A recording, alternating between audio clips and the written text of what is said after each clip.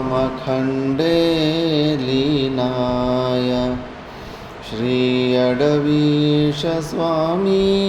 गुरुवर्याय सनातनधर्मोद्धारणकारणाय नमो नमः शिवरामवधूताय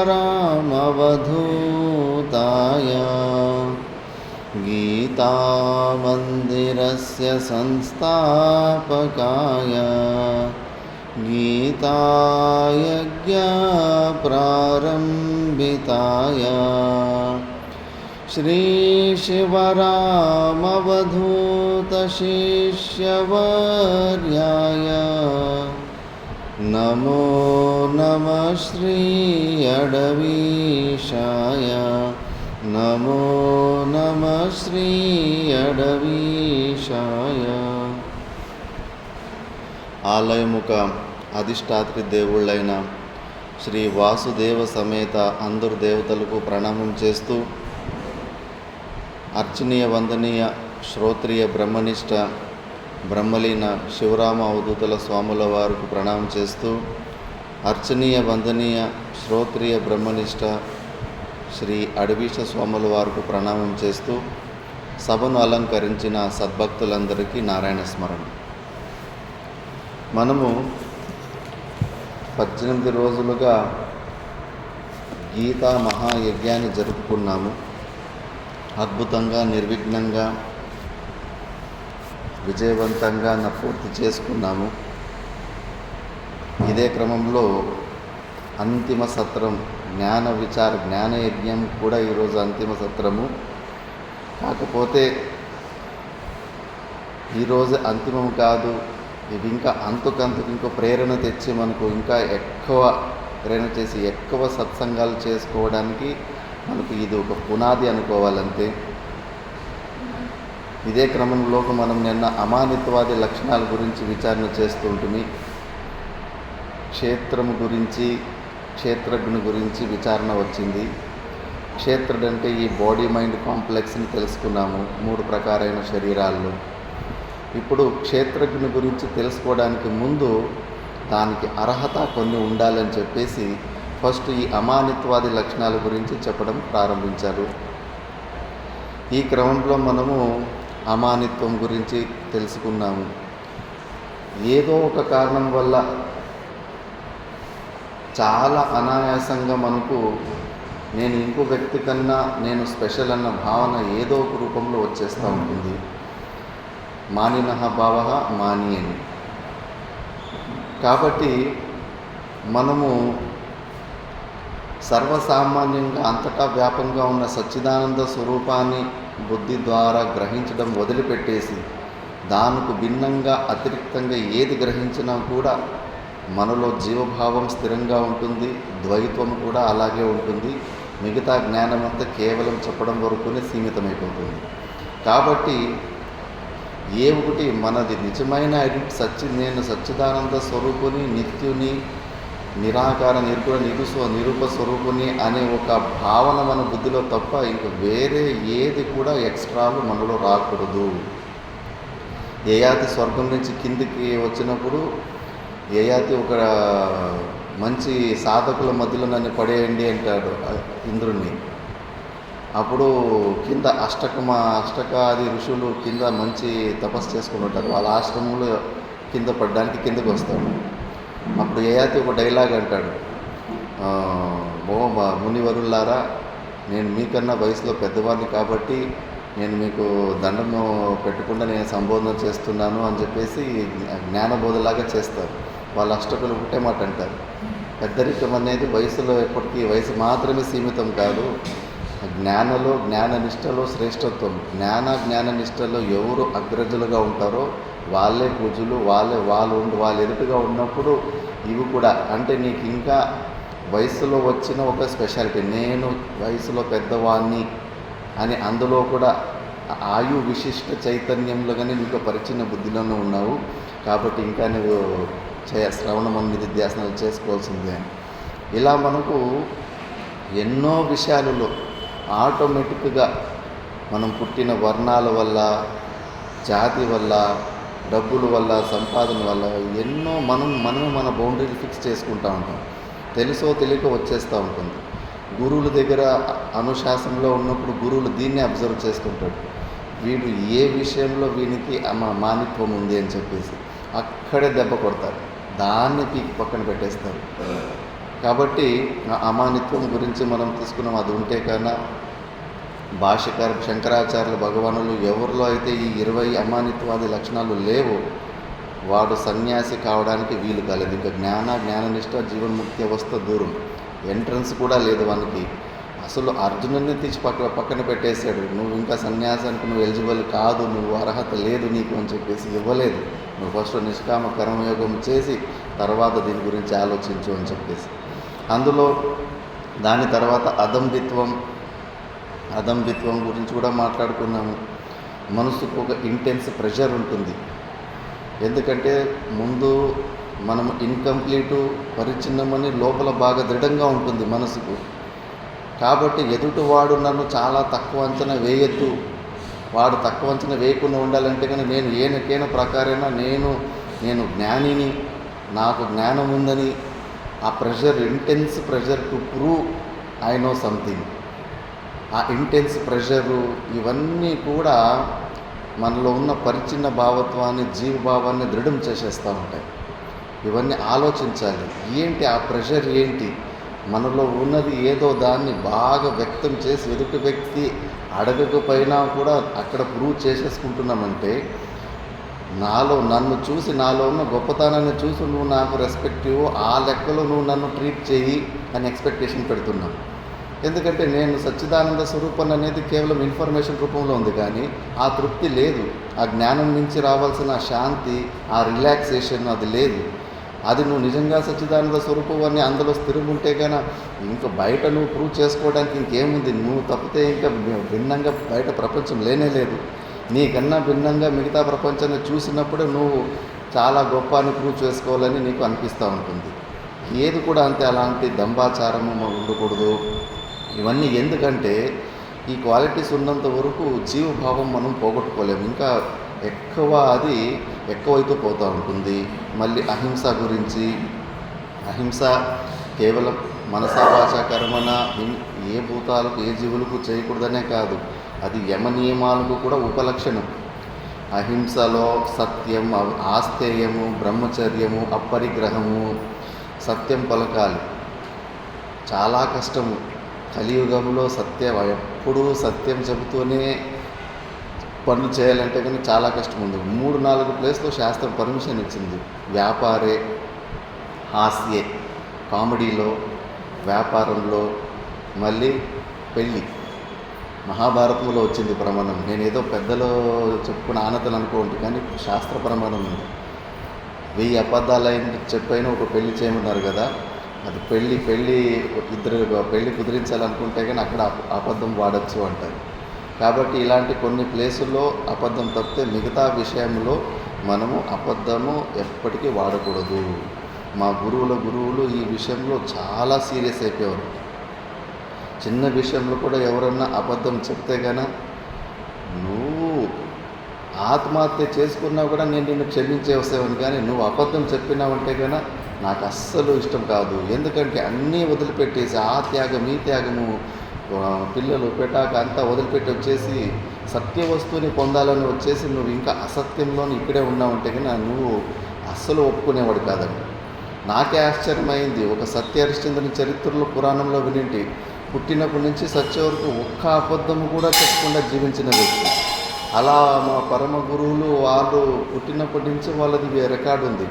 ఒక్కసారి కూడా అబద్ధం చెప్పింది ఎవరి దగ్గర ఏ రికార్డే లేదు. అలా జీవించేశారు.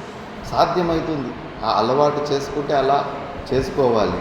కాబట్టి ఎప్పుడు మనము అలాంటి సత్యమైన వాక్యాలు చెబుతూ ఉండాలి.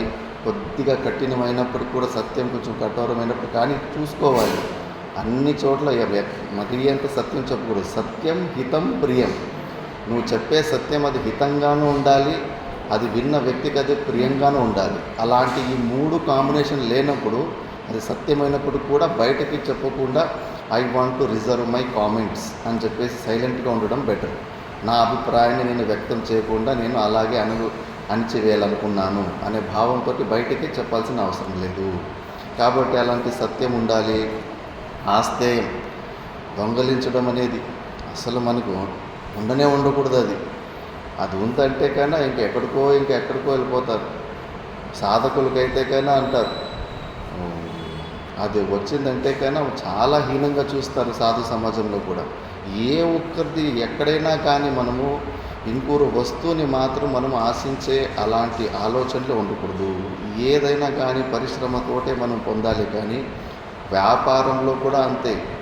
ఎంత సీమితమైన లాభాలు తీసుకోవాలో అంతే తీసుకోవాలి. అంతకన్నా ఎక్కువ లాభాలు తీసుకున్నా కూడా అది కూడా ఇతరుల పరిశ్రమ అని దొంగతనమే అంటుంది. దానివల్ల మళ్ళీ ఫర్దర్ సైడ్ ఎఫెక్ట్స్ చాలా ఘోరంగా ఉంటాయి. కాబట్టి ఏ విషయంలో కూడా ఇతరుల పరిశ్రమాన్ని మనము దొంగతనము చేసే అలవాట్లు ఉండకూడదు. మళ్ళీ బ్రహ్మచర్యం అంటే గృహస్థులు కూడా పెళ్లి చేసుకున్న వాళ్ళు కూడా బ్రహ్మచర్య వ్రతాన్ని పాటించవచ్చు. ఏకపత్ని వ్రతం ఉన్నప్పుడు, పిల్లలు ఉన్నప్పుడు మాత్రమే ఆ సంభోగాది క్రియాల ద్వారా కూడా దాన్ని కూడా బ్రహ్మచర్యమే అని శాస్త్రం ఉంటుంది. ఇంకా వీలైతే కానీ బ్రహ్మచర్య ఆశ్రమించిన సన్యాసాశ్రమంకి వచ్చేసి ఇలాంటి ఊర్ధ్వరేతస్సులు కూడా కావచ్చు. అలాంటి బ్రహ్మచర్యం అనేది కూడా చాలా మనసులో కూడా అంతే, మానసికంగా కూడా ఎక్కువ ముఖ్యంగా అష్టప్రకారమైన మైథునాలు ఉన్నాయి. అప్పుడు ఇంకోసారి వచ్చినప్పుడు విచారణ చేసుకున్నాం. అలా 8 ప్రకారాల్లో కూడా మనం బ్రహ్మచర్యాన్ని పాటిస్తూ ఉండాలి. దాని తర్వాత అపరిగ్రహ, అక్యుములేషన్, ఇది తగ్గించుకోవాలి. ఆ ఉడత ఇల్లు చూడండి, ఉడత ఇల్లు గూడు కట్టి ఉంటుంది. ఊర్లో ఎన్ని వెరైటీల కలర్ బట్టలు ఉంటాయో, ఎన్ని వెరైటీల సామాన్లు అన్నిటినీ కొద్ది కట్ చేసుకుపోయి అది లోపల పెట్టుకో ఉంటుంది. మా గురుగారు అనేవారు, ఆ పిచ్చోడు పోతూ ఉంటాడు రోడ్లేంచి, ఎర్రగా ఒక బట్ట కనిపిస్తుంది, దాన్ని పట్టుకొని చౌక్ కట్టుకుంటాడు. ఇంకోటి మళ్ళీ బ్లూ కలర్ ఒక బట్ట కనిపిస్తుంది, దాన్ని ఎత్తుకుంటాడు, దాన్ని ఇంకో చేయి కట్టుకుంటాడు. ఏది కనపడితే అదంతా తీసుకొని దగ్గర పెట్టుకోవడం. ఆ ప్లాస్టిక్ బాటిల్ అవి ఏది దొరికితే అదంతా తీసుకుంటూ ఉండాము. మనం కూడా అంతే, అనవసరంగా మనకు సాధనానికి అవసరం లేని వస్తువులన్నీ కూడా ఊరికే పరిగ్రహ చేసి పెట్టుకుంటూ ఉంటాం. వాటి ద్వారా ఏమైపోతుంది, ఆ వస్తువుల మీద మనకు మమకారం వచ్చేస్తుంది. మళ్ళీ ఆ వస్తువులు దూరమైన రోజు ఆ వియోగం దుఃఖంతో మొత్తము సమయం అంతా అలాగే ఆ విలాపంలోనే వ్యర్థమైపోతూ ఉంటుంది. కాబట్టి ఈ పరిగ్రహం కూడా ఎక్కువ ఉండద్దు. అందులో ఒకసారి శంకరాచార్య భగవానులు ఉపనయన సంస్కారం వాళ్ళకి బాల్యావస్థలో జరిగినప్పుడు భిక్షాటనకు వెళ్తారు. అక్కడ పోతూ ఉంటే ఒక బ్రాహ్మణుని ఇంటిలో పెద్ద ధనరాశులు కనిపిస్తాయి. ధనరాశులు కనిపిస్తే ముందుగానే కొద్దిగా శాస్త్రం బాగానే విని ఉంటాడు. పెద్ద క్యూ లైన్లు అందరికీ యజ్ఞోపవిత సంస్కారం తీసుకున్న బ్రాహ్మణ పిల్లలకి అందరికీ దానం చేస్తూ ఉంటాడు. కానీ భాష్యకార భగవాన్లో దానం తీసుకోకుండా వెనక్కి వెళ్ళిపోతాడు. ఆయన బ్రాహ్మణోత్తముడే, ఎందుకు బ్రహ్మచారి నా దగ్గర దానం తీసుకోకుండా వెళ్ళిపోతున్నావు? అలా ఎవరైనా భిక్షకు వచ్చి తీసుకోకుండా వెళ్ళిపోతే ఆ ఇంట్లో ఉన్న పుణ్యాన్ని తీసుకొని వెళ్ళిపోతారు వాళ్ళు. యమధర్మరాజు లాంటి వ్యక్తి భయపడ్డాడు, నచికేతుడు వచ్చి 3 రోజులు వెయిట్ చేశాడు అనేసరికి. కాబట్టి ఏం తప్పు చేసాం, ఎందుకు తీసుకోవడం లేదంటే, కాదు బ్రాహ్మణ శరీరం ఇదం శరీరంతో తపస్కాయ నా భోగాయ, ఇది తపస్సు చేయడానికి మనకి ఇలాంటి వర్ణంలో వచ్చింది. కాబట్టి 2 పూట్ల పరిగ్రహానికన్నా ఎక్కువ పరిగ్రహ చేస్తే అది పాపమని నీకు తెలీదా? అంతకు ముందే ఒక పేద ఇంట్లో భిక్షకు వెళ్ళింటాడు. ఆమె దగ్గర ఏమీ లేకపోతే ఎండిపోయిన నల్లికాయ ఇస్తుంది, ఆమ్ల ఫలం అది ఇస్తుంది. ఆమె చెప్పింటుంది ఈ విషయం, ఉసిరికాయ ఆమె చెప్పింటుంది, మా భర్త చాలా నిష్టగా తపస్సు చేస్తాడు, 2 పూట్ల భోజనం కన్నా అధికంగా పరిగ్రహం చేయడు, కాబట్టి నీకు వీయడానికి ఏమీ లేదని ఆమె చెప్పింటుంది. మరి అలా తపోమయమైన జీవితం గడపాలి. మిగతా వర్ణాల్లో కొద్దిగా పరిగ్రహము వైశ్యలో క్షత్రియుల్లో అక్కడ ఉన్నప్పుడు కూడా అది ఉంటుంది.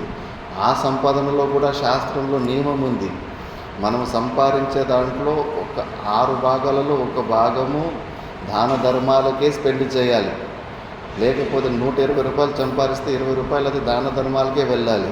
దాన్ని కూడా మీరు దాచిపెట్టుకుంటే కానీ అది పోయే రకంలో ఇంకా వడ్డీతో పాటు అది వెళ్ళిపోతూ ఉంటుంది. దానివల్ల అశాంతినే వస్తుంది. మిగతా ధనంతో కూడా మీరు శాంతిగా ఉండలేరు. ఈ విషయాలు మేము ఎక్కువ చెప్పము. వస్తే కానీ అనుకుంటారు వచ్చేసారప్పు వసూలు చేయడానికి అనుకుని దాన ధర్మాల గురించి. కాకపోతే శాస్త్రం కాబట్టి చెప్పాల్సి ఉంటుంది. ఎవరన్నా యోగ్యమైన పాత్ర, దేశకాల పాత్రలు కూడా ఉంటాయి. యోగ్యమైన పాత్రుడు ఇంటికి భిక్షకు వచ్చినప్పుడు ఏదో దయ ఉండి మనం ఏదో ఎక్స్ట్రాగా ఏదో చేస్తున్నామనే భావన కాదు, అది డ్యూటీలాగా చేసుకోవాలి. సమాజంలో అన్ని శాస్త్రం అన్నిటికీ బ్యాలెన్స్ చేయడానికి కొన్ని నియమాలు అంతా సెట్ చేసి కాన్స్టిట్యూషన్ సెట్ చేసింది.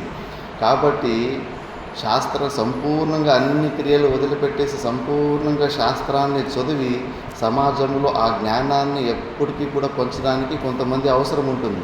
అందుకే అది సన్యాసం కానీ బ్రాహ్మణోత్తములు కానీ కొంతమందికి అలాంటి పనులకే వదిలిపెట్టేస్తుంది శాస్త్రం.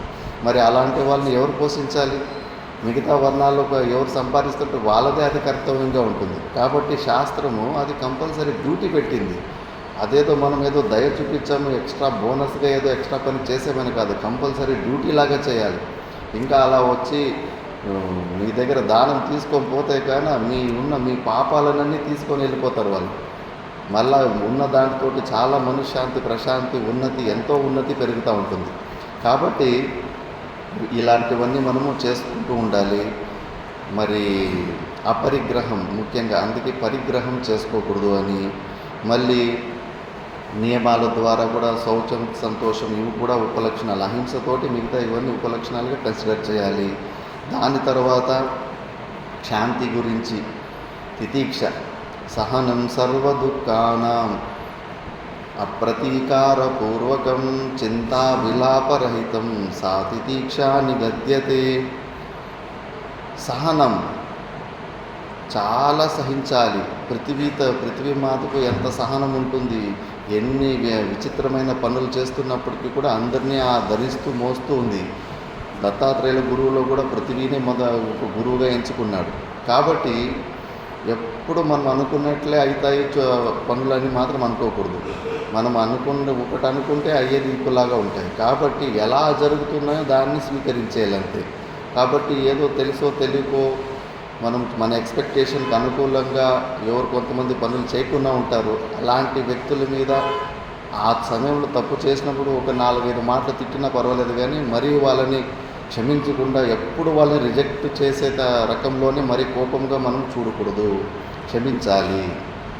వ్యక్తి పెద్దరికము ఆయన క్షమించే గుణాన్ని బట్టి ఉంటుంది. ప్రతి చిన్న విషయాన్ని మనసులో పెట్టుకొని ద్వేషం పెంచుకొని ఆ ఈగోని పెంచుకొని పోతే ఆయన గొప్ప వ్యక్తి కాదు. చేసిన తప్పుని తొందరగా క్షమించేసి అసలు ఏమీ కానట్టుగానే మళ్ళీ నార్మల్గా ఎవరు వ్యవహారం చేస్తారో అలాంటి వ్యక్తిలోని వ్యక్తిత్వం చాలా గొప్పగా ఉంటుంది. అలాంటి శాంతి ఉండాలి. మళ్ళీ ఆర్జవం, మనస్సేకం వచస్సేకం కర్మని ఏకం, నడదంతే నోడి ఇదే జన్మ కడే. లోపల ఫిల్టర్లు, ముఖ్యంగా కొన్ని చోట్ల మాత్రము ఎప్పటికీ అబద్ధాలు చెప్పకూడదు. డాక్టర్ దగ్గర, లాయర్ దగ్గర, గురువుల దగ్గర. ఇక్కడ లోపల ఒకటి బయట ఒకటి చెప్తే కన్నా ఏమి కరెక్షన్ జరగదు. మా గురుగారు చెప్పేవారు, రీడ్ యువర్ మైండ్ అనేవాడు. నీ మైండ్లో నా గురించి నకారాత్మకమైన వృత్తులు వస్తున్నా కూడా బయటకు కక్కేసిడి చెప్తాను. ఊరికి లోపల పెట్టుకొని ఫిల్టర్ చేసి కొన్ని పెట్టుకొని కొన్ని బయటకు చెప్తే కన్నా నీ గురించి గురువుకు తెలియదు, గురువు గురించి మళ్ళీ నీకు తెలియకుండా పోతుంది. కాబట్టి కంప్లీట్గా మైండ్లో ఏం జరుగుతున్నాయి, ఎలాంటి వృత్తులు వస్తున్నాయి మొత్తం చెప్పేసిడి అని చెప్పేవాడు. నేను అలాగే చెప్పేసేవాడు. మీ మీదనే కోపం వస్తుంది గురుగారు, మరి మీరు ఇలా చేశారు, నా మనసులో ఇలా వచ్చిందని మళ్ళీ దానికన్నా మంచి సమాధానం కూడా చెప్పేవారు. కాబట్టి స్ట్రైట్ ఫార్వర్డ్నెస్ ఉండాలి, వక్రతనత్వం ఉండద్దు. స్ట్రైట్ ఫార్వర్డ్నెస్ ఉంటే ఎవరు లోపల మనసులో ఏది ఉందో దాన్ని యథార్థంగా బయటకు చెప్పేస్తారో దేవతా స్వరూపం అంటారు. అది దైవీ సంపత్తి. అది దానివల్ల రిలేషన్స్ కానీ ఏదైనా కానీ చాలా స్ట్రాంగ్ అవుతుంటాయి. అందుకే అలాంటి ఆర్జవం ఉండాలి. మళ్ళీ ఆచార్యోపాసనం, ఇది మాత్రం ఎక్కడ పైన కూడా మీకు వదిలిపెట్టరు. మీకు ఎన్ని తెలివితేటలున్నా, ఎంత మేధస్సు ఉన్నా కూడా మీరు గురువులు పరంపర, మళ్ళీ గురువుల ముఖంగానే మీరు శాస్త్రాన్ని తెలుసుకోవాలి. గురువు లేని విద్య గుడ్డు విద్య అని చెప్పేసి. ఎందుకంటే ఇది విషయం అంత సులభము కాదు. చూడ్డానికి వినడానికి చాలా సులభంలాగే ఉంటుంది, కానీ అయినా కూడా దాన్ని మనం సొంతం చేసుకోలేకపోతాం. రహస్యాలలో ఇది చాలా గొప్ప రహస్యం. కాబట్టి ఆచార్యదేవ విద్యా సాధిష్టం భవతి, ఆచార్యవాన్ వేదో పురుష అని చెప్పేసి ఆచార్యుల ద్వారానే. ఆచార్యుడు అంటే ఎవరు? ఆ వస్తువుని తెలుసుకొని ఆ స్వరూపంలో నిలిచే ఆచరణలో స్వయం ఆచరితి ఇది ఆచార్య, స్వయం అందులో ఆచరించి చూపించేవాడే ఆచార్యుడు. అతడు ఒకటి చేసి ఇంకొకరికి చెప్తాడంటే కన్నా అది ఆచార్యుడు కాదు, లక్షణాలు కాదు. కాబట్టి అలాంటి ఆచార్య ఉపాసనం అంటే, ఆసనం అంటే దగ్గరగా ఉండడము, గురువుల దగ్గరగా ఉండాలి, గురువుల దినచర్యని అబ్జర్వ్ చేస్తూ ఉండాలి. గురువులలో 3 ప్రకారాల శక్తులు ఉంటాయి. అది 3 ప్రకారాల శిష్యుల్లో కూడా ఉంటారు. ఒక గురువు కోడిలాగా, కోడి రోజు గుడ్లని దగ్గరలో పెట్టుకొని పిల్లల్ని రోజు తిప్పుకుంటూ ఉంటుంది. అందుకే ఆ కోడి పిల్లలు కోడిదే చుట్టూ ఉన్నట్టుగా దగ్గరగానే ఉంచుకొని వాళ్ళలో ఏమేమి వికారాలు ఉన్నాయి, సాధన చతుష్టయ సంపత్తుల్లో ఏమేమి తక్కువ ఉన్నాయి, వివేకం తక్కువ ఉందా, వైరాగ్యం తక్కువ ఉందా, సమాధి షట్క సంపత్తి తక్కువ ఉందా, ముముక్షుత్వం మందగించిందా, ఇవన్నీ చెక్ చేసుకొని ఏది తక్కువ ఉంటే కానీ అక్కడక్కడ రోజు రిపేర్ జరుగుతూ ఉంటుంది. మా గురువుగారు కూడా అంతే. ఒకసారి మంచిగా ఒక 4-5 కిలోలు బరువు ఎక్కువైపోయింది వివేక చూడమని పాఠం చేసేటప్పుడు.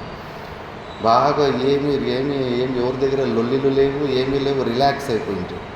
గురుగారు పిలిచి ఏంటి కథ అన్నాడు. బాగా నడుస్తుందా సాధన అంటే బాగా నడుస్తుంది అన్నాడు. మరి ఏంటి ఇంత రిలాక్స్గా ఉన్నావు అంటాడు. నాకు అర్థమే కలిగి రిలాక్స్గా ఉండకుండా మళ్ళీ ఊరికి అనవసరం టెన్షన్ తీసుకోవాలని.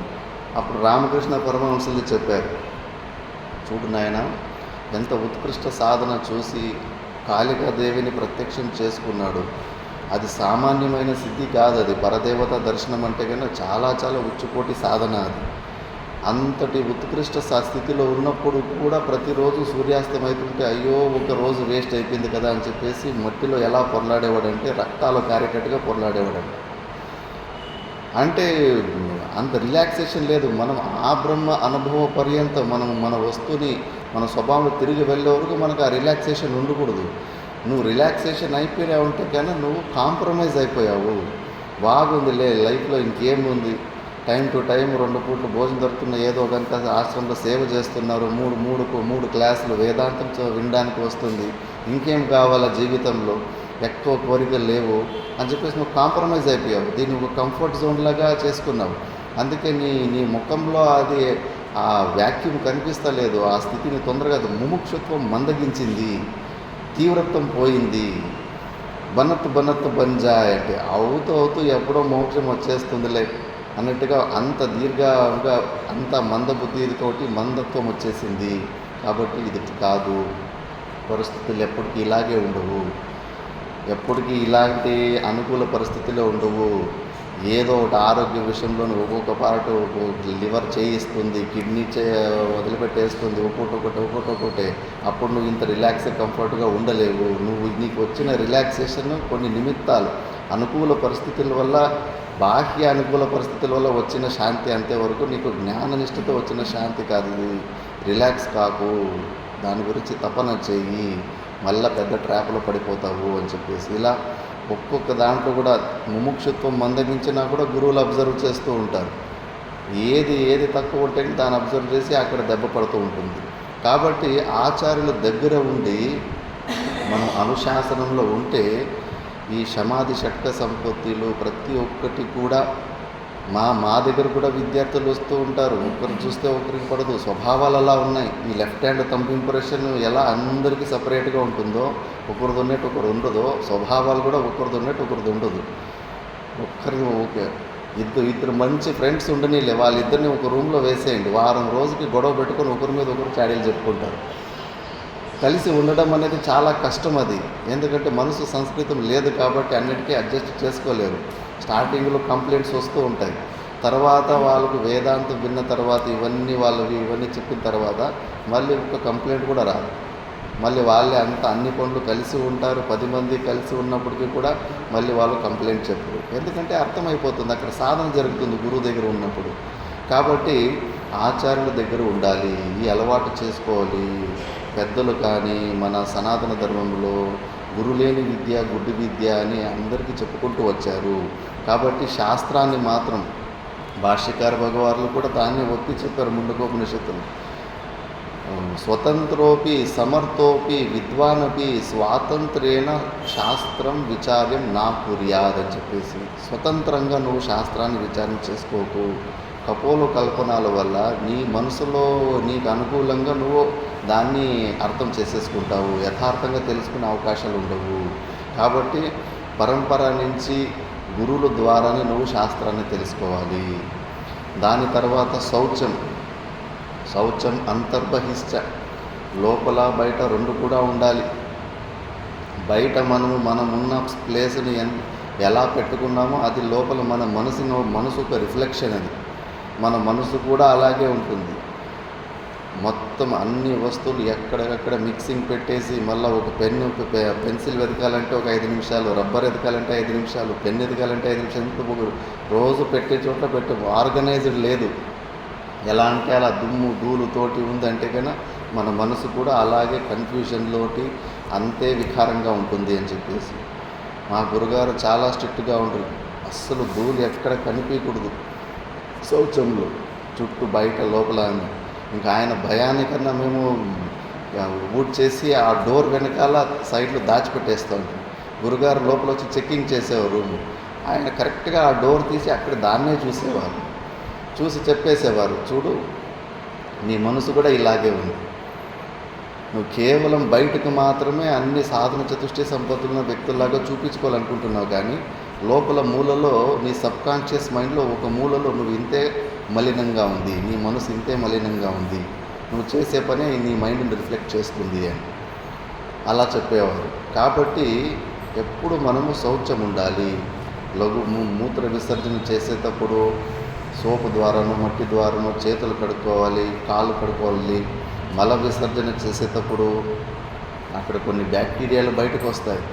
స్మెల్ వచ్చిందంటే కన్నా స్మెల్ ప్రతి ఒక్క గంధవతి పృథివీ అని, పృథివీ ఒక లక్షణం, పార్థివ పదార్థం. అది పార్థివ స్మెల్ ఎక్కడ వచ్చిందంటే పార్థివ పదార్థము వాయు పరమాణువులు దాన్ని తీసుకెళ్ళి ఎక్కడ కావాలో అక్కడ వేసేస్తాయి.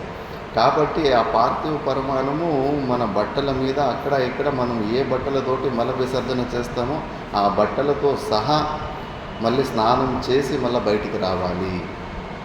అనుకూలంగా ఉంటే కన్నా బట్టలంతా బయటనే విప్పేసి మల విసర్జన చేసుకోవాలి. బట్టలతో పాటు మనం మల విసర్జన చేస్తే ఆ వేసుకున్న బట్టలతో పాటు మనము స్నానం చేసి రావాలి. అవి బ్యాక్టీరియాలు ఎంత సూక్ష్మం అంటే నీళ్ళు పడితే కూడా చనిపోతాయి. కొద్దిగా లేట్ అయితే కానీ మళ్ళీ ఆ బ్యాక్టీరియాలు దానికి ఇంకొంచెం శక్తి వచ్చేసి వైరస్గా మారి మనకు అనారోగ్యానికి కారణమవుతుంది. ఇప్పుడు శాస్త్రంలో కూడా ఈ పురాణాలు వట్టిగా కాదు, నలమహారాజు నలదంపులకి ఎంత చిన్న మిస్టేక్, కాళ్ళు కడుక్కునేటప్పుడు చిన్న ఒక ప్యాచ్, ఒక మచ్చ సరిగ్గా కడుక్కున్నందుకు అక్కడ ఆ కష్టాలన్నీ వచ్చేసాయని. అవన్నీ ఎందుకంటే ఈ శౌచం గురించి నేర్పడానికి మనకి పురాణాల్లో అలాంటి స్టోరీలు ఉంటాయి. కాబట్టి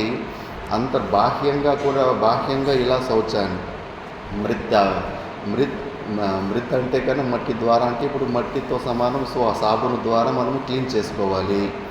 మరి అంతర్శౌచం అంటే మనసులో ఉన్న ద్వంద్వాలు, రాగద్వేషాలు, ఎవరి మీదనే ఎక్కువ రాగం ఉంటే కన్నా ఆ మోహాన్ని తొలగించుకోవాలి. అనుకూలం ఉన్న వ్యక్తి దగ్గర రాగం ఉంటుంది, అక్కడ దానికి ఆపోజిట్గా ఆలోచించాలి. ఎక్కువ మోహం పెట్టుకోవద్దు. ద్వేషం ఉందా, స్నేహాత్ ద్వేషం మతిం త్యజ అని చెప్పేసి ఏదేది మనసులో అవన్నీ ద్వంద్వాలు ఉంటే దానికి ఆపోజిట్ విషయాలుగా దాన్ని ప్రాక్టీస్ చేసుకొని మనసును శుద్ధి చేసుకోవాలి. త్రికరణ శుద్ధి, మనస వాచకరణ 3 ప్రకారాలు కూడా మనము శౌచంగా శుద్ధంగా ఉండాలి. మళ్ళీ ముఖ్యంగా అసంభావన, సంశయ భావన, విపరీత భావన, ఈ 3 ప్రకారాల భావనలు మన ఈ జ్ఞాన నిశ్చయంలో అడ్డమొస్తూ ఉంటాయి. జీవుడు బ్రహ్ముడు ఎలా అవుతాడు, పరిచినుడైన నేనెక్కడ, ఆ సృష్టిని సృష్టించిన ఆ పరమాత్ముడు ఎక్కడ, నాకు ఆయనకు కంపారిజన్ ఏంటి, అసంభవం అనే ఒక భావన వస్తూ ఉంటుంది. ఆ అసంభవాన్ని తొలగించుకోవాలి. ఎలా? శ్రవణం ద్వారా, ఉపనిషత్తుల శ్రవణం ద్వారా ప్రమాణగత సంశయాలన్నీ పోయిసి అసంభావన కూడా పోతుంది. మళ్ళీ సంశయ భావన ఇంకా అది కేవలము ఇన్ఫర్మేషన్ లాగానే ఉంటుంది. మనసు యుక్తి ప్రధానం, యుక్తి ప్రియం కాబట్టి దానికి లాజిక్ల ద్వారా నువ్వు ప్రూవ్ చేస్తే కానీ ఒప్పుకోదు. ఎంత చెప్పినా కూడా ఇంకా డౌట్లు ఎన్నో ఉంటాయి, జీవుడు బ్రహ్ముడు ఎలా అవుతాడని చెప్పేసి.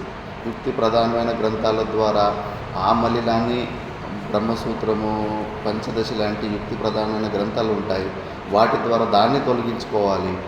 మళ్ళీ విపరీత భావన ఇంత నచ్చ చెప్పినా కూడా ఆటోమేటిక్గా మనసు పరిచ్ఛిన్న బుద్ధికి ఆటోమేటిక్గా వెళ్ళిపోతూ ఉంటుంది. అప్పుడు ఒకటే మనకు ఆన్సర్ అంతే. అది ఎన్నిసార్లు పరిచ్ఛిన్న బుద్ధికి పోతూ ఉంటుందో అన్నిసార్లు మళ్ళీ తిరిగి మనము ఇలాంటి శాస్త్ర ఆలంబనం పెట్టుకొని, భగవద్గీత ముఖ్యంగా నిధిధ్యాసనం కోసమే దీని రచన ఉంది. ఇది నిధిధ్యాసన గ్రంథం, ఇది క్లైమాక్స్ పుస్తకం, ఇది బిగినర్స్ పుస్తకం కాదు, ఇది ఫైనల్ పుస్తకం. ఇది నిధిధ్యాసనంలో భగవద్గీతను ఎక్కువ ఆలంబనగా పెట్టుకుంటారు. అలా 3 ప్రకారాలైన మలినాన్ని, అంతఃశౌచాన్ని కూడా మనము పాటించాలి. మళ్ళీ స్థైర్యం, స్థిరస్య భావ స్థైర్యం. ఏ పని చేసినా కొద్దిగా స్థిరంగా చేయాలి. మనసు చేయనీయదు. 4-5 రోజులు ప్రవచనంలో కూర్చుంటే కానీ 5వ రోజు మళ్ళీ అది వేడైపోతుంది. మళ్ళీ వేరేదేదో ఆలంబన కావాలి, సినిమా చూడాలనిపిస్తుంది, బయట ఇంకోటి ఏదో న్యూస్ చూడాలనిపిస్తూ ఉంటుంది, అటు ఇటు లాగుతూ ఉంటుంది. కానీ అవన్నీ చేయకుండా స్థిరంగా చేస్తున్న సాధన కంటిన్యూస్గా చేయాలి, గ్యాపులు వదిలిపెట్టకూడదు. కబీర్ దాస్జీ అంటారు, మన్ జాయతో జానేదో తన్కోతో రూపో. మనసు ఎక్కడ పోతే పోనీలే, నువ్వు ఒక జాగాలో ఒక ప్లేస్లో స్థిరంగా ఒక సాధనను గట్టిగా పట్టుకో. ఒక వ్యక్తి బోటులో పోతున్నాడంట, ఒక పక్షిని సాక్కున్నాడు. ఆ సాక్కున్న పక్షికి పొడవుటి దారం ఒకటి కట్టేసి భుజం మీద పెట్టుకున్నాడు. ఆ పక్షి అబ్బా నేను తప్పించుకొని వెళ్ళిపోవాలని చెప్పేసిందును పైన ఎగురుకుంటూ పోతుంది సముద్రం మధ్యలో ఎంత దూరం అంటే ఎగురుకుంటూ పోయినా ఎక్కడ ఏమీ దొరకదు కదా అది కూర్చోవడానికి. మళ్ళీ ఎంత దూరం పైనా కూడా మళ్ళీ ఇంకా అది నిలబడడానికి ఎక్కడ ప్లేస్ లేదు కాబట్టి మళ్ళీ వచ్చి ఆ వ్యక్తి భుజం మీదకి వాపసు వచ్చి కూర్చుంటుంది. మనసు కూడా అంతే. పోనీ ఆలోచించి అమెరికా పోతుందా, ఎక్కడ పోతుంది, ఎంత దూరం పైన ఎన్ని మనోరాజ్యాలు చేసినా కూడా. ఋషికేష్ కైలాస స్కూల్లో మండలేశ్వర్ చెప్పేవారు, ఆయన సివిల్ ఇంజనీరింగ్ చేసి వచ్చిండని. ఊరికే ఆ నది పక్కన కూర్చుంటూ ఉంటే 2 పెద్ద కొండల మధ్యలో నది ఉంది. ఊరికి కూర్చుంటే మనసులో వృత్తులు ఎలా వచ్చావంటే ఈ కొండ మీద నుంచి ఆ కొండకి పైన హ్యాంగింగ్ బ్రిడ్జ్ ఒకటి కట్టేయాలి. ఎందుకంటే వాళ్ళకి అనుకూలమైన మనోరంజన. ఊరికే మనసు కూర్చోంటే ఏదోటి ఆలోచన చేస్తూ ఉంటుంది. మళ్ళీ ఆ హ్యాంగింగ్ బ్రిడ్జ్ కోసము మళ్ళీ ఏమేమి మెటీరియల్ కావాలి, మళ్ళీ ఇట్లాంటి పెద్ద సుమారు 3-4 గంటల సేపు అలా సమయం వేస్ట్ అయిపోతుంది. కాబట్టి మనసు ఎంత పనికిరానివన్నీ ఆలోచన చేస్తూ ఉంటుంది. అలా చేస్తున్నప్పటికీ కూడా మనం ఏదైనా సాధన గట్టిగా పెట్టుకున్నప్పుడు మనం స్థిరంగా ఉంటే, కాయాన్ని స్థిరంగా చేస్తే కనుక మళ్ళీ అక్కడికే వాపసు రావాలి. కాబట్టి ఏదైనా ఒక సాధన, గీతా పారాయణం కానీ గీతా శ్రవణం కానీ ఒక సాధన పెట్టుకుంటే కనుక కంటిన్యూస్గా చేసుకుంటూ ఉండాలి. ఆ కంటిన్యూటీలోనే ఉంటుంది. మధ్యలో గ్యాపులు వదిలిపెట్టేస్తే కనుక మళ్ళీ ఎక్కువ సాధన చేయాల్సి ఉంటుంది. రామకృష్ణ పరమహంసల దగ్గర కూడా అంతే. ఒక వ్యక్తి ఎవరో వస్తుంటాడు, ఏ సాధన పెట్టుకున్నా ఒక 2-3 నెలలు చేస్తాడు, మళ్ళీ వదిలిపెట్టేస్తాడు.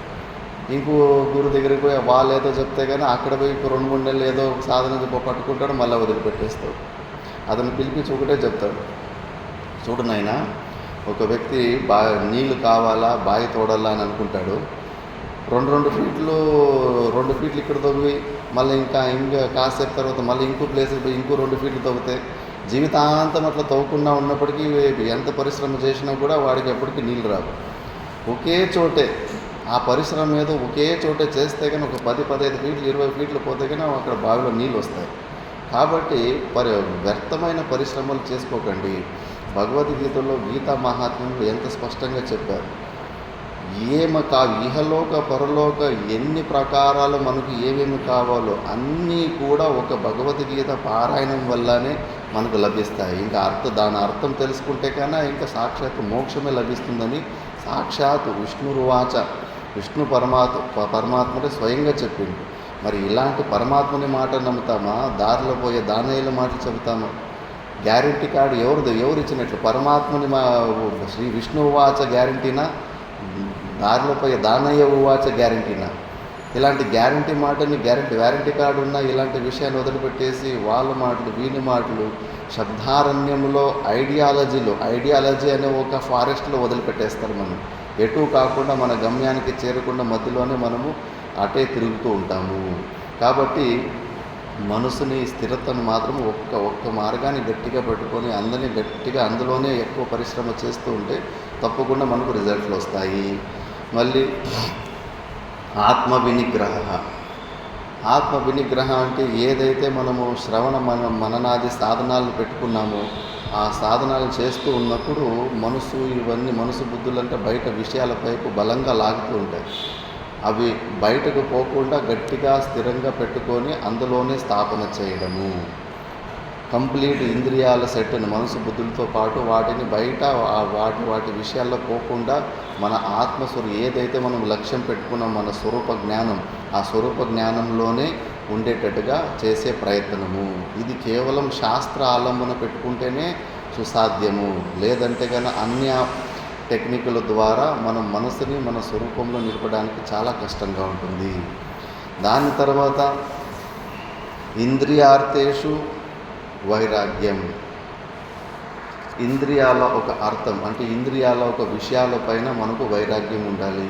దీని గురించి మనము సర్వ వేదాంత సిద్ధాంత సారంలో వైరాగ్యాన్ని ఎలా పెంచుకోవాలి, దోష దర్శనాల వల్ల. ప్రతి ఒక్క వస్తువులో కూడా దోషాలు ఉన్నాయి. మనకు విషయాల వల్ల, డబ్బుల వల్లనో స్వీట్ వల్లనో ఏదో ఒక విషయం వల్ల మనకి ఆనందం వచ్చిందని ఒక మోసం జరుగుతుంది. అంతేవరకు వాస్తవం ఒక కాల్పనిక భ్రాంతి వరకు మనలో ఉన్న ఆనందమే వ్యక్తము అవ్యక్తము అవుతున్నాయి. కాబట్టి విషయాలలో ఏ ప్రకారమైన ఆనందము లేదు.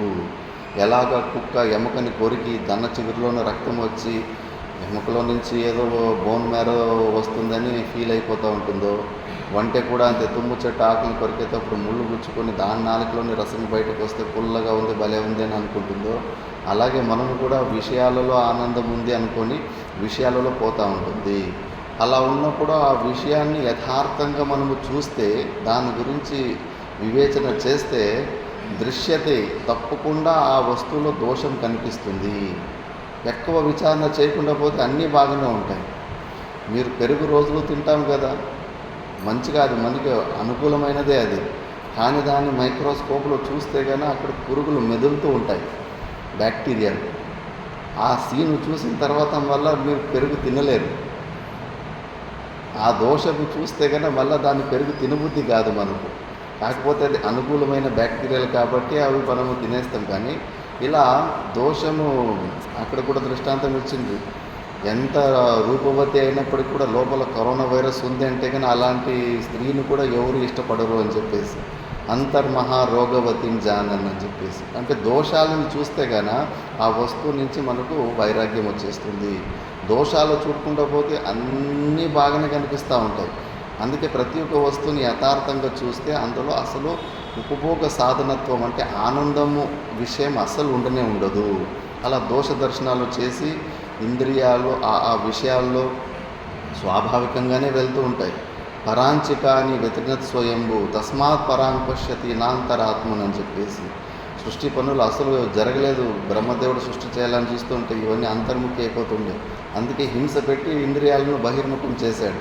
వాళ్ళ కర్మలను వాళ్ళు అనుభవించాలి, పూర్వజన్మ కర్మలు అనుభవించడానికి అనుకూలం కావాలని చెప్పేసి. కాబట్టి ఇంద్రియాల స్వభావం వాటి విషయాల్లో పోతూ ఉంటాయి. కాబట్టి అందులోని దోష దర్శనం చేసి ఉపభోగ సాధనతో బుద్ధిని తీసేస్తే మళ్ళీ మోహం ఉండదు. మనం తీసుకునే కొద్దిగా శరీర నిర్వహణ కోసం ఆహారంలో కానీ ఏదన్నా కానీ, అందుకే సన్యాస నియమాలు చాలా కఠినంగా ఉంటాయి. ఏ ఇంటికో భిక్ష తీసుకున్నా కూడా ఆ భిక్ష తీసుకున్న దాన్ని వస్త్రంలో పెట్టేసి అక్కడున్న నదిలో పోయేసి అద్దేయాలి. అందులో ఉన్న రసము, సారము, టేస్ట్ మొత్తం వెళ్ళిపోవాలి. దాని తర్వాత సప్పుగా ఏది కొద్దిగా మిగులుతుందో అది దాన్ని స్వీకరించాలి. మళ్ళీ ఒకసారి టేస్ట్లకు అలవాటు అయిపోతే కన్నా మళ్ళీ నాలుగు అలాగే మళ్ళీ అదే కావాలంటూ ఉంటుంది. కాబట్టి ఆ ఇంద్రియాలు ఆ విషయాలకు పోకుండా దోష దర్శనాల ద్వారా ఆ వైరాగ్యాన్ని పొందాలి. మళ్ళీ అనహంకార ఏవచ, అహంకారం పెద్ద శత్రు. సాధన చేసి లోతుకు దిగిన వాళ్ళకి తెలుస్తుంది ఇది ఎంత కఠినమైన పని అని చెప్పేసి. ఎన్ని రూపాల్లో స్వాభిమాన రూపంలో వచ్చేస్తూ ఉంటుంది అహంకారం. కాబట్టి ప్రతి ఒక్క విషయంలో మనకు పెద్ద శత్రు, మెయిన్ శత్రు అంటే కన్నా ఈ అహంకారమే. మనోనామ మహావ్యాగ్రహ చరత్యత్ర గచ్చంతు నా సాధవ అని. ఈ అహంకారం ఎక్కడుంటుందో అక్కడికి మీరు వెళ్ళకుండా సాధకులారా అంటారు. కాబట్టి అంతా కూడా ఈ అహంకారం లాస్ట్లో కూడా జ్ఞానాభాస ద్వారా మోసం చేస్తూ ఉంటుంది. అది మనకు అర్థమైపోయినట్టు మనం తెలుసుకునేసామని నిశ్చయం ఇస్తూ ఉంటుంది ఒక పక్క.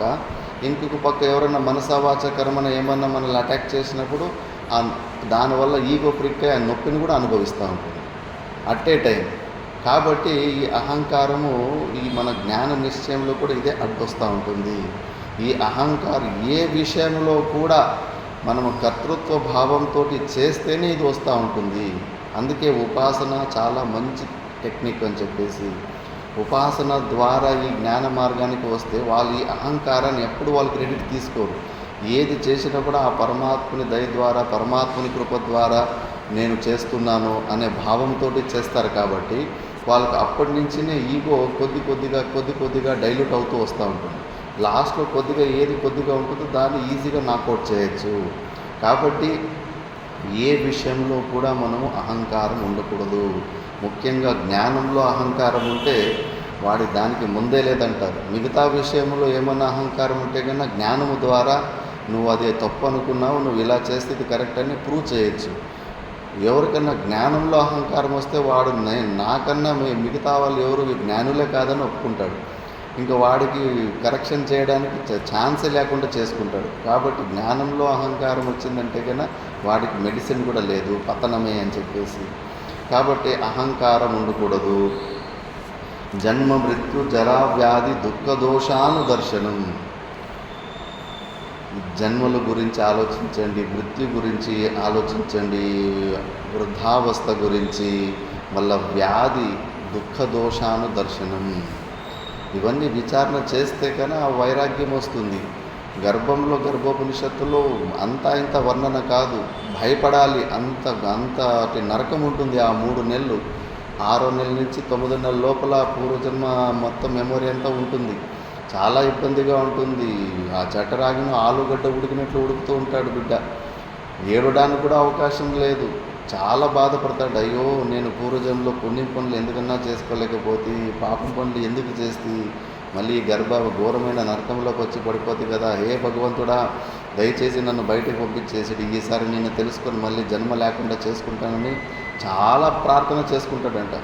ఆ ప్రార్థన చేసి విలాపాలు చేసుకొని 3 నెలలు కంటిన్యూస్గా క్షణము దుఃఖమే ఉంటుంది అక్కడ.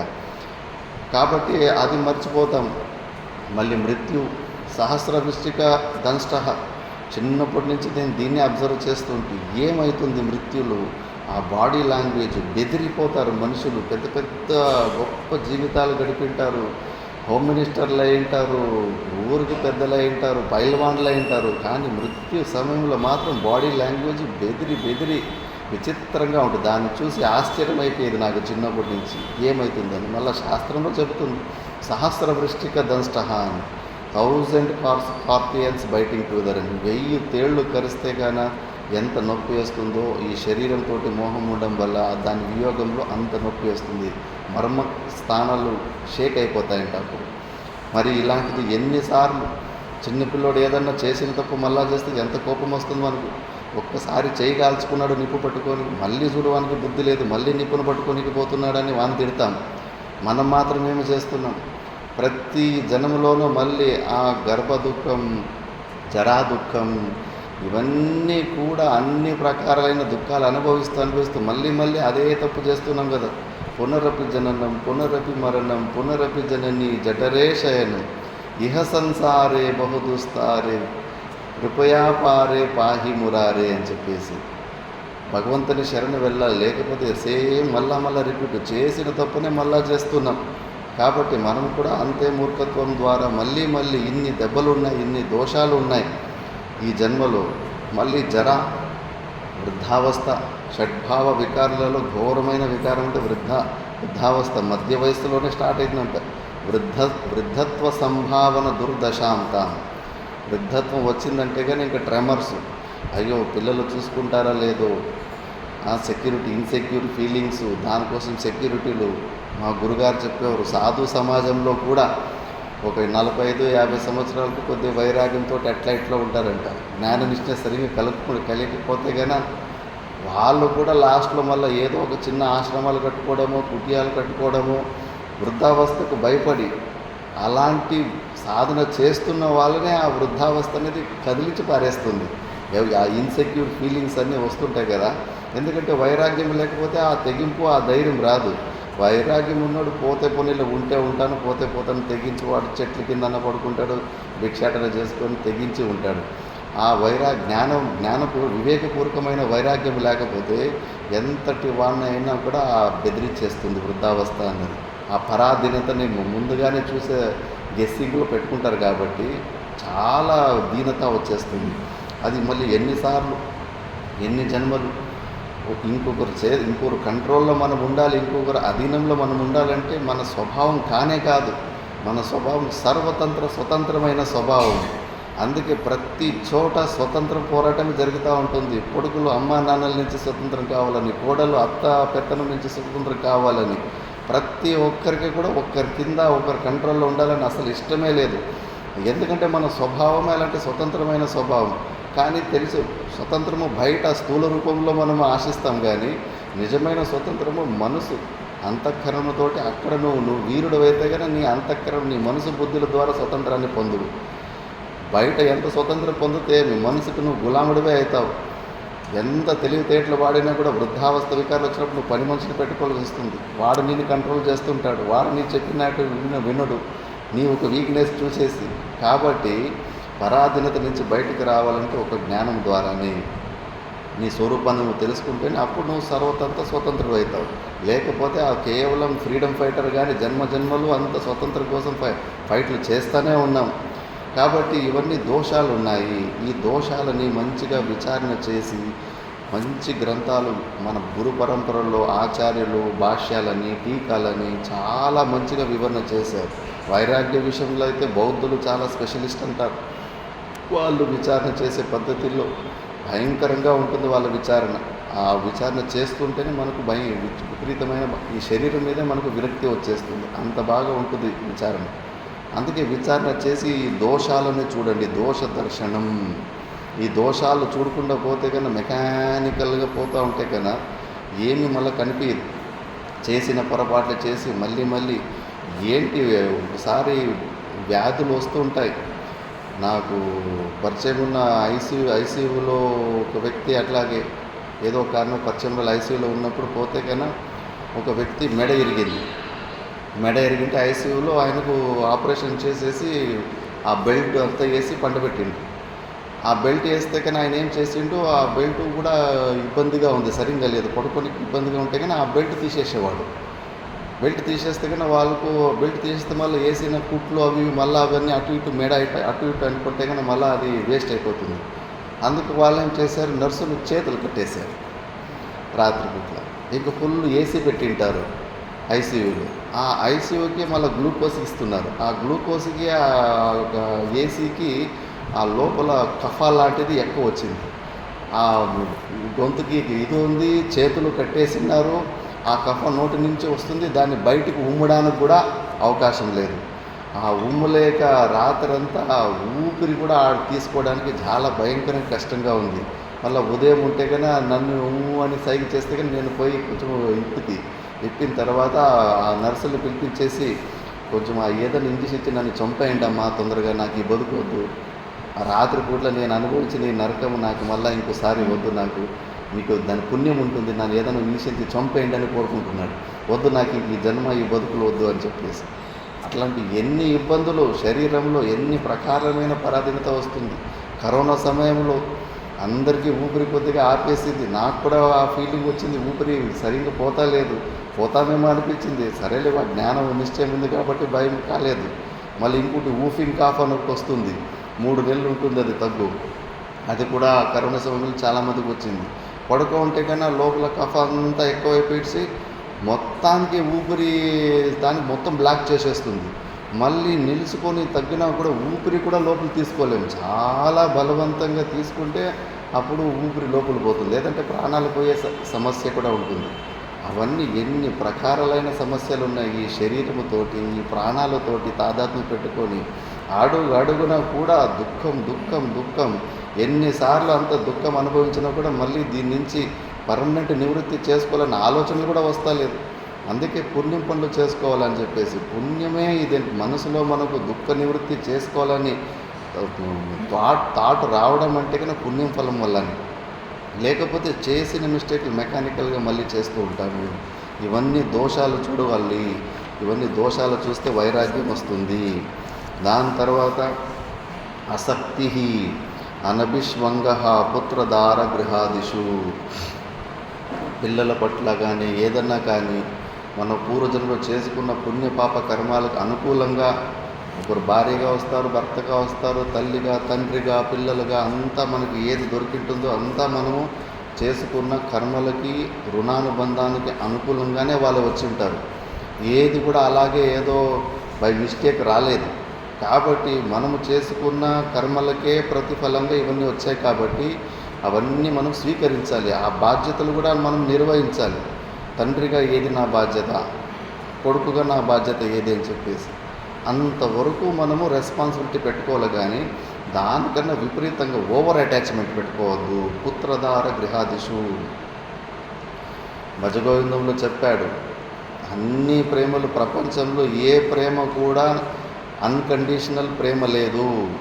అన్ని ప్రేమల్లో కూడా స్వార్థమే ఉంది.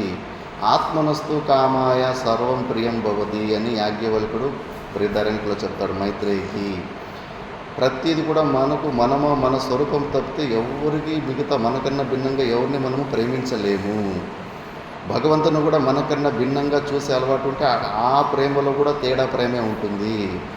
కాబట్టి మనము అభిన్న రూపంలో మన పరమాత్మని నాకు అభిన్నంగా ఉన్నాడనే భావంతో నా స్వరూపుడే అని మనం ఎప్పుడు చూసుకున్నప్పుడే నిజమైన భక్తి చేయగలం మనం పరమాత్మని.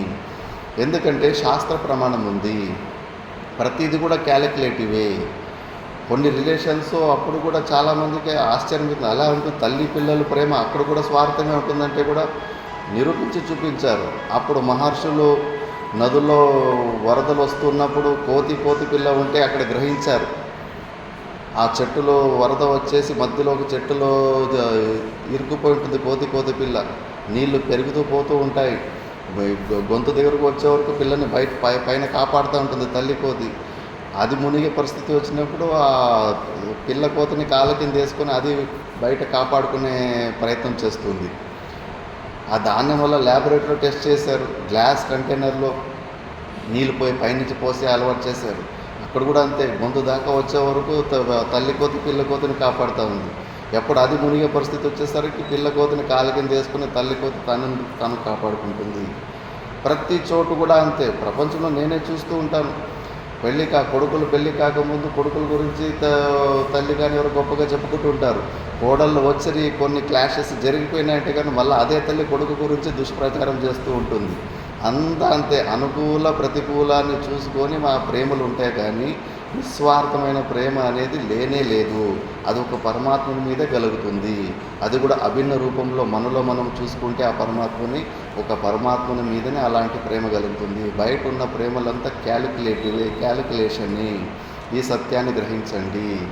అందుకే అర్థమనర్థం భావయ నిత్యం నాస్తి తత సుఖలేశ సత్యం పుత్రాదపి ధనభాజాం భీతి సర్వత్రైషా విహితా రీతి భజ గోవిందం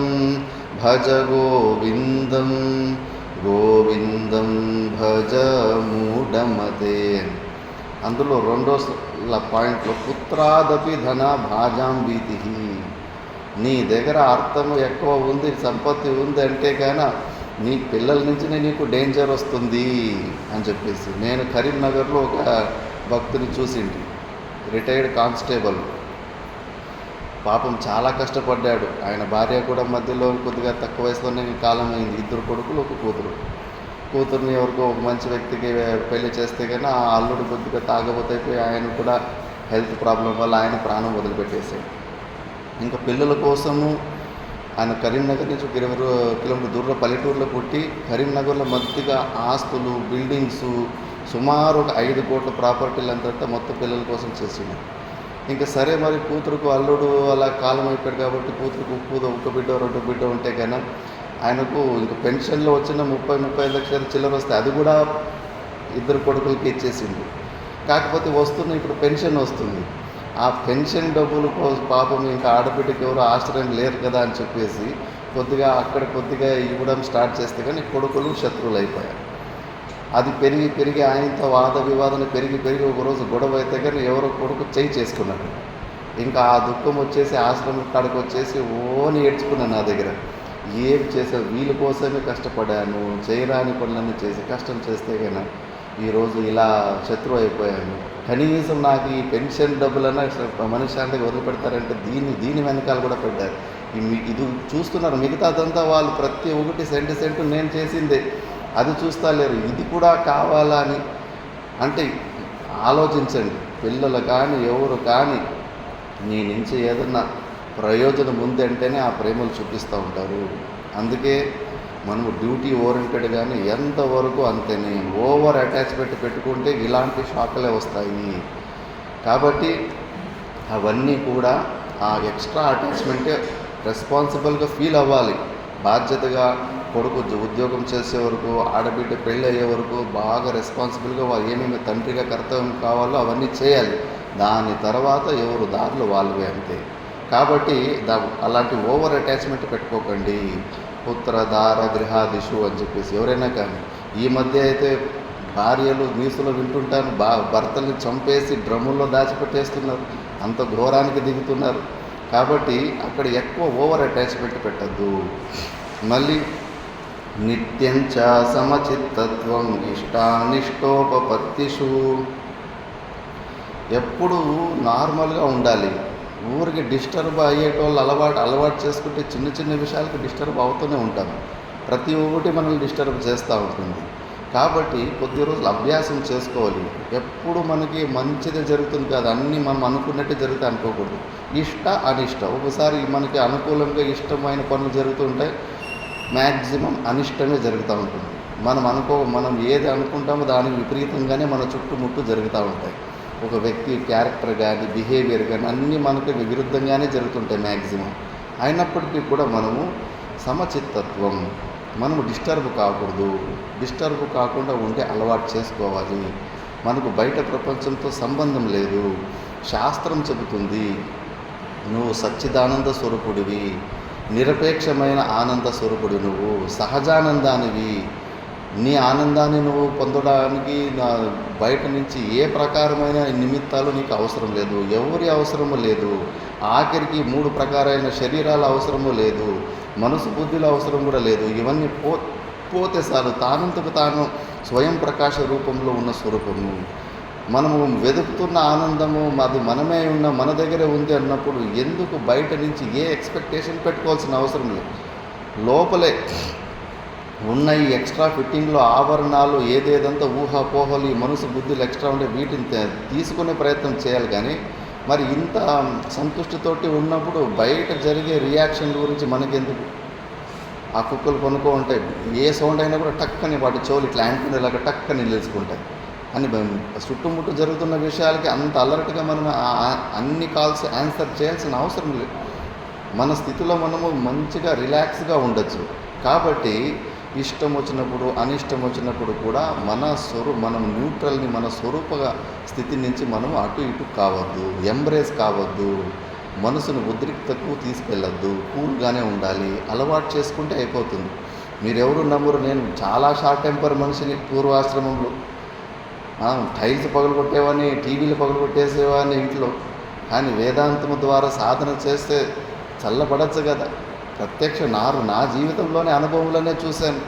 అజ్ఞానము ద్వారానే అలా సూపర్ సెన్సిటివిటీ వస్తూ ఉంటుంది. జ్ఞానం వస్తే కనుక మళ్ళీ ఎంత స్ట్రాంగ్ మైండ్ వస్తుందంటే మన జుట్టు ఎవరికి దొరకదు, అంత స్ట్రాంగ్ మైండ్ వస్తుంది.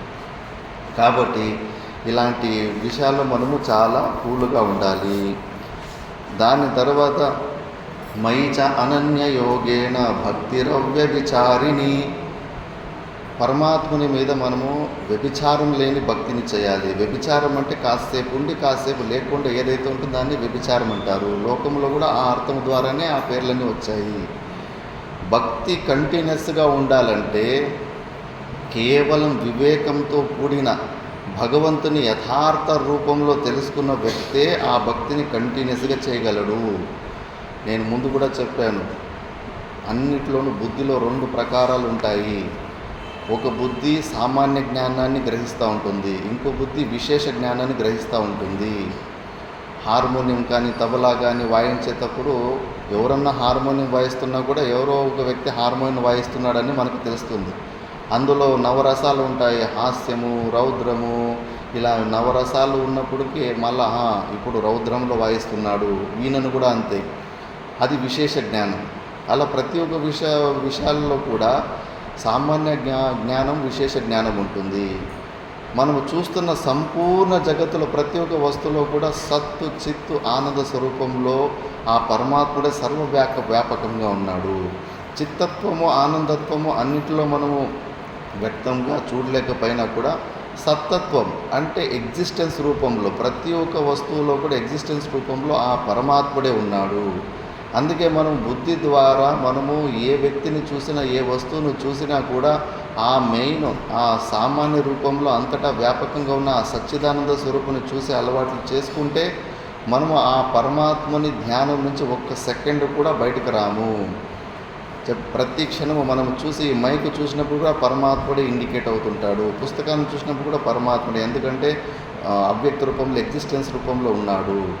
ఏ వస్తువుని అటు నుంచి అటు కాన్సన్ట్రేషన్ షిఫ్ట్ చేసినా కూడా అందులో సత్ అనేది కంపల్సరీగా ఉంటుంది. కాబట్టి అది బ్రేక్ కాదు, కంటిన్యూటీ ఉంటుంది. ఈ భావంతో మనం అభ్యాసం చేసుకున్నప్పుడు ఆ కంటిన్యూస్ బ్రేక్ కాకుండా ఐదంపర్యేన మనకు బ్రహ్మాకార వృత్తులు కలుగుతాయి. ఇంతకు కాకుండా పరిచ్ఛిన్న రూపంలో, సగుణ సాకార రూపంలో మనం చేసుకున్నా కూడా ఎంతటి ఇష్టదేవత రూపాన్ని చూసినా కూడా నామకం చూసినప్పుడు కాసేపటికి అది బ్రేక్ వస్తుంది, కంటిన్యూటీ అనేది రాదు. కాబట్టి అలాంటి భక్తికు జ్ఞానకు వేరు కాదు. ఒకే వ్యక్తి ఎలాగా ఒక దశలో తండ్రి ఏంటాడు, ఇంకో దశలో తాత అవుతాడు, ఇంకో దశలో భర్త అవుతాడో అలాగే ఒకే స్థితినే అది. భక్తి జ్ఞానం వేరు వేరు కాదు. తత్వస్వరూపానుసంధానం భక్తిరిత్యభిధీయతే అని వివేక చూడములు అంటారు. మన స్వరూపము పరమాత్మని యథార్థ రూపంలో తెలుసుకోవడంనే నిజమైన భక్తి ఉంది. కాబట్టి అలాంటి అవ్యభిచారమైన మళ్ళీ అనన్యయోగేన ఒక్క సింగిల్ ఫోకస్నెస్ రావాలి. ఒక్క పరమాత్మని విషయంలోనే మనసుని అలవాటు చేసుకోవాలి. సగుణ రూపంలో చేసేటప్పుడు కూడా ఏదైనా ఒక్క రూపాన్ని మనము అభ్యాసం చేసుకోవాలి. కాబట్టి ఇంకా పరమాత్ముడు తప్పితే మనకి ఇంకా అనన్య శరణం ఇంకెవరు లేరనే భావంతో మనం చేసుకోవాలి. ఇంకా లాస్ట్ది ఇంకా ఉన్నాయి. వివిక్త దేశ సేవిత్వం అరతిర్జన సంసది. వివిక్త దేశ సేవిత్వం ఇలా అభ్యాసాలు చేసుకున్నప్పుడు కొద్దిగా మనము ప్లేస్ని కొద్దిగా అభ్యాసం చేసుకోవాలి. కోలాహలము లేని ప్లేస్ని, రణ్యం అంటే కోలాహలం అని, అరణ్యం అంటే కోలాహల రహితము అని చెప్పేసి కోలాహల రహితంగా ఉన్న ప్లేస్ని సెలెక్ట్ చేసుకొని కొన్ని రోజులు సాధన చేసుకోవాలి. దాని తర్వాత జనం మధ్యలో ఉన్నప్పటికీ కూడా దీన్ని కూడా జనారణ్యం అనుకోవాలి. ఇది కూడా అంతే. ఇలా నేను ఇప్పుడు ఇది కూడా ఒక అరణ్యంలోనే ఉన్నానని చెప్పేసి అలా డిస్టర్బ్ కాకుండా అలా అభ్యాసం చేసుకోవాలి. మళ్ళీ అరతిర్జన సంసది, ఈ బహిర్ముఖుల ఒక సంఘం చేయొద్దు. సంఘ దోషాలు భయంకరంగా ఉంటాయి. నారదుని స్టోరీ ఒకటి ఉంది. ఆయన దారిలో పోతుంటే కన్నా ఒక చిలక తల్లి ఏదో కారణంగా చనిపోయి ఉంటే 2 చిలక పిల్లలు కింద కనిపిస్తాయి. అయ్యో ఇవి ఇలాగే బయట వదిలేస్తే కన్నా చచ్చిపోతాయని చెప్పేసి దాన్ని తీసుకొని పోతుంటాడు. ఫస్ట్ ఎదురుగా పోతే కన్నా ఒక మాంసం కట్టుకొని ఇల్లు వస్తుంది. వాడు చిన్న చిలక పిల్లలు చూసి గురుగారు ఒకటి నాకు ఇవ్వండి, నేను పెంచుకుంటా అన్నాడు. సరేలే నాయన, బయట చనిపోవడానికి నువ్వు పెంచుకుంటావు కదా అని ఇస్తాడు. అలాగే ఇంకాస్త ముందుకు పోతే కన్నా ఒక మంచి సాధు ఒక ఆశ్రమం ఉంటుంది. ఆ ఆశ్రమంలో చూసి అయ్యో ఈ పాపం మీద అనాథగా ఉంది, నేను దీన్ని పెంచుకుంటానని ఆ సాధు తీసుకుంటాడు. సరే అని చెప్పేసి కొన్ని రోజుల తర్వాత నారదునికి జ్ఞాపకం వస్తుంది. 1-2 సంవత్సరాల తర్వాత, అవును పలాని చోట నేను చిలక పిల్లలు ఇచ్చింటి, ఇప్పుడు ఎంత పెద్దగా అయితే పై చూద్దాం ఏమో ఎలా ఉండాయని పోతే కానీ ఆ కట్టుకుని ఇంట్లో పెరిగిన చిలుక దూరం నుంచి నారదొస్తుంటే ఎవడో వస్తున్నాడు, పట్టుకొని రావని, నరకండి రావని, చంపండి రావని అని అరుస్తుందంట. అది ఆశ్చర్యం అయిపోయిందంటే ఏంటిది చిలక ఇలా అయిపోయింది అని చెప్పేసి, సరేలే అని ఇంకా మళ్ళీ సాధు దగ్గర పోతే కన్నా ఓహో సాధు పొంగుడు వస్తున్నాడు, రండి స్వామీజీ లోపలికి రండి, అక్కడ కాలు కడుక్కోండి, ఆసనం గ్రహించండి, నీళ్ళు తీసుకుంటారా, భోజనం తీసుకుంటారా, ప్రయాణం బాగా జరిగిందా అని మంచిగా పలకరించిందంట. అంటే మన చుట్టూ ఉన్న సంఘ ప్రభావాలు మన మీద పడుతూ ఉంటాయి, మనకు తెలియకుండానే మనం మారిపోయి ఉంటాం. అందుకే అంటారు కదా, you are aggregate of your friends అని. మన ఫ్రెండ్స్ మనం ఎవరితోటి సంఘం చేస్తున్నామో వాళ్ళని అంతా వాళ్ళ బిహేవియర్ అంతా మనం అలా అందాజు చేసుకొని అగ్రిగేట్ తీసుకుంటే నీ క్యారెక్టర్ కూడా అలాంటిదే అని తెలిసిపోతుంది. ఒక గూట పక్షులు ఒకే చోట చేరతాయంట, లైక్ మైండెడ్ వాళ్ళంతా అలాగా ఉంటారు. కాబట్టి ఈ సంఘ ప్రభావాలు అంటే సంసారం వైపు లాక్కెళ్ళే వాళ్ళు, బహిర్ముఖత గురించి చెప్పేవాళ్ళు, బ్రెయిన్ వాష్ చేసేవాళ్ళు, ఇలాంటి సంఘాల నుంచి మనము దూరంగా ఉండాలి. విషయాలు కాకపోతే ఎక్కువ ఉన్నాయి కానీ సమయం ఒక అభావం ఉంది. భగవద్గీత మేము చదువుకుంది 8 గంటల పైన 800 అవర్స్ అయింది. మేము 1.5 సంవత్సరం అయింది రోజు ఒక క్లాస్ తోటి, అట్లా 2 క్లాస్ తోటి.